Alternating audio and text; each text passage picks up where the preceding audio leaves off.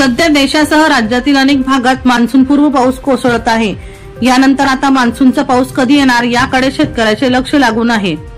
याच दरम्यान हवामान खात्याकडून एक महत्त्वाचा अंदाज जाहीर करण्यात आला आहे।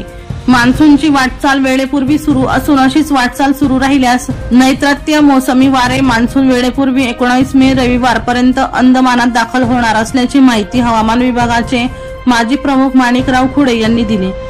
यामुळे शेतकरी राजाच्या चेहऱ्यावर आनंद झळकणार आहे।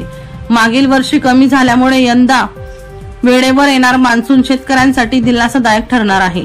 खरं तर मान्सूनचा पाऊस 21 मेच्या आसपास अंदमानमध्ये दाखल होतो, मात्र यंदा मान्सून 2 दिवस आधीच अंदमानात सक्रिय होण्याची शक्यता आहे। त्यानंतर मान्सूनची पुढील वाटचाल बंगालच्या उपसागरातील वातावरणाच्या स्थितीवर अवलंबून असते। सध्या दक्षिण अंदमान समुद्र आणि निकोबार बेटावर समुद्र सपाटीपासून 1 ते 1.5 किलोमीटर उंचीवर नैऋत्येकडून येणारे वारे सुरू आहे। हे वारे मान्सून येणार असल्याची सूचना देतात।